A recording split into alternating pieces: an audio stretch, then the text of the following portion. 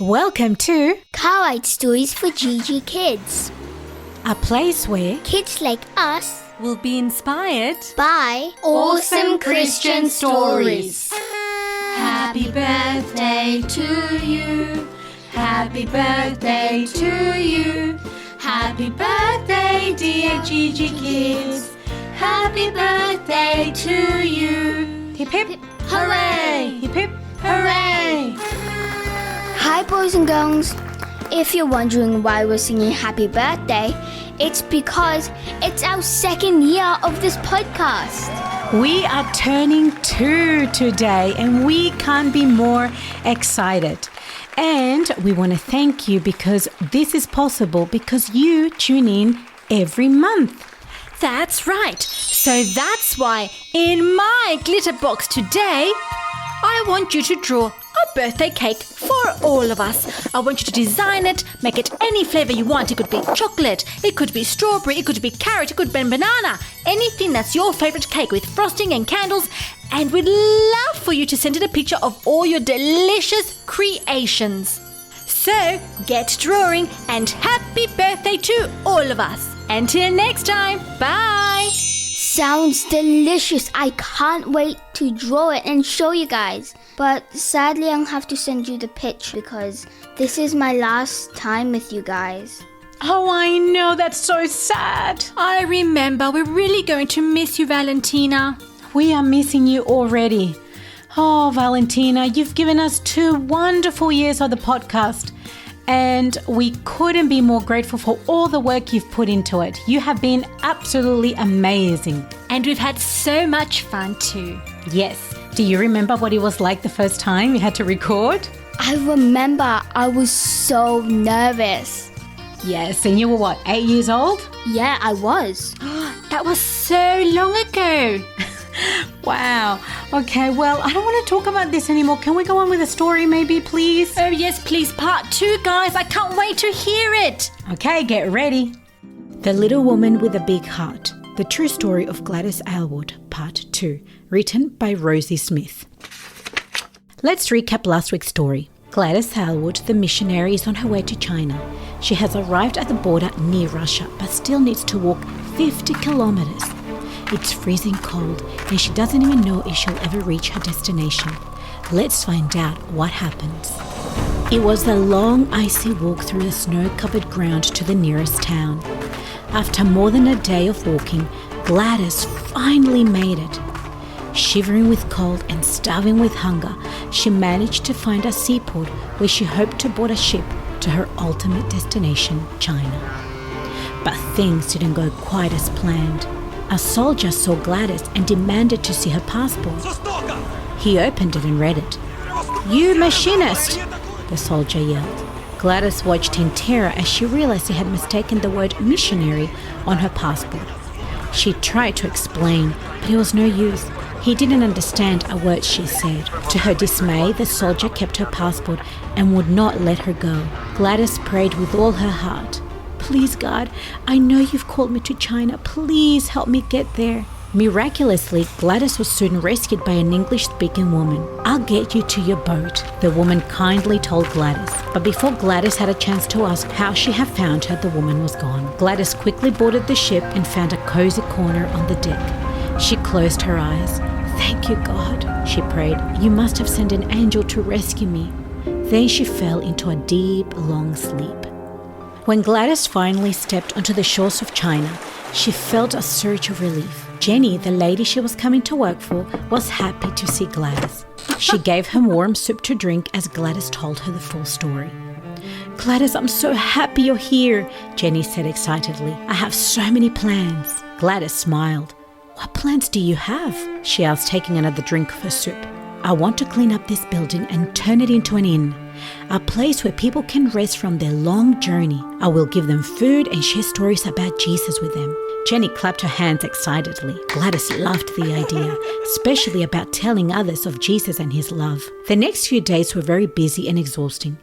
Jenny and Gladys spent the day sweeping and dusting and wiping down windows until it was finally finished. They called the Inn of 8 Happiness. At first, it was hard to get people to stay, but before long, the inn gained a good reputation for its entertaining stories and clean bedding, and soon the gospel message spread.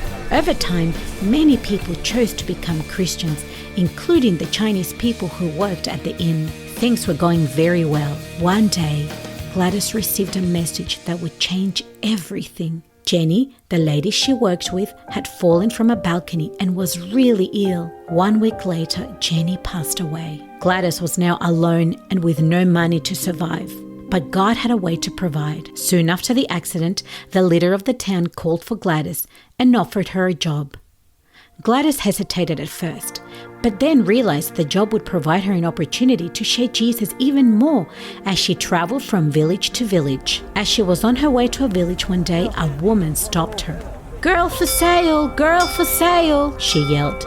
Gladys was shocked as she saw a little girl by her side, covered in dirt and rags. "I can't leave her like this," Gladys thought. "Will you take 9 pennies? Gladys asked the woman. "It's all I have." To her surprise, the woman agreed, and suddenly Gladys became the mother to a little girl she named Grace. One day, Grace invited an orphan boy back to the inn, and soon there were many more orphans turning up at the doorsteps. Gladys would never turn them away, and before she knew it, 100 children were under her care. The biggest challenge for Gladys was yet to come.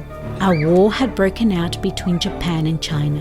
It was only a matter of time before enemy troops arrived in their small village. One day, Gladys heard planes flying over the village, when all of a sudden bombs started dropping from the sky. It was no longer safe to stay. "I must get these children to safety," Gladys thought. She had been told of an orphanage in another city, but to get there, they would have to trek over 200 kilometers across a mountain range and river. It seemed impossible. It was their only hope. With no time to lose, Gladys gathered up all the food they had and ushered the children to the safety of the mountains. As the sun dipped behind the mountains on the first night, Gladys knew she had to find shelter for the shivering children. Praying for guidance, she soon spotted a little cave. "Quickly, children, quickly," Gladys said.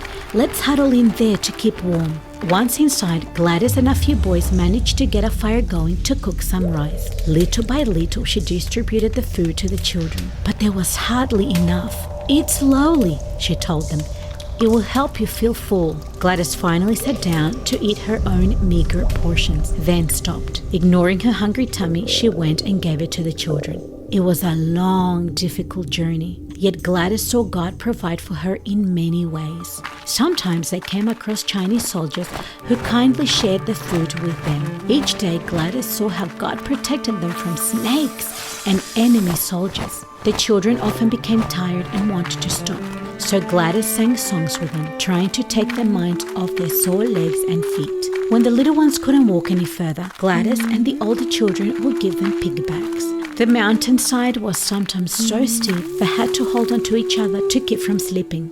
When they finally got to the Yellow River, there were no boats to get across. Gladys and the children waited and prayed. 3 days later, some Chinese soldiers appeared in boats and offered to take them across. Finally, after 27 weary days, Gladys and her 100 children stumbled into the city of refuge. It was nothing short of a miracle. The journey took its toll on Gladys. She was so sick and malnourished that it took her months in hospital to recover. But as soon as she got better, she went straight back into ministry, sharing the gospel with prisoners, with the sick, and with those in the country villages. Gladys served in China as a missionary for 17 years and saw countless people give their hearts to Jesus. She gained such a good reputation that even the leader of her town decided to become a Christian. At the end of her life, she wrote, "My heart is full of praise that one so insignificant, uneducated and ordinary in every way could be used for God's glory, for the blessing of His people." What about you, GIGI kids? Has God called you to tell others about His love? This week, who are you going to tell about Jesus?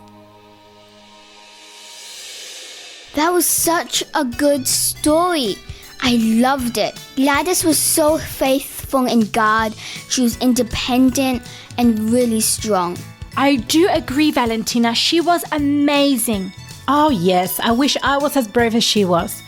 But, well, it's come time to say goodbye.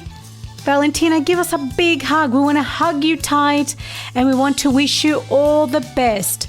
So, does everybody want to wish her all the best? Yes. Valentina, all the kids who are listening to the podcast are wishing you all the best in this new journey that you're taking. Yes, thank you. I'll miss all of you. We all love you. I love you so much. You are my friend and I'll miss you truly. Okay, that's all from us. But just one more thing, guys. Thank you for sending us emails. Make sure that you keep sending them through, or you can send us an audio and we can play the audio on our podcast. So make sure you do that too. We can't wait to receive them. Well, that's all from us, boys and girls. Until next time. Bye. Bye.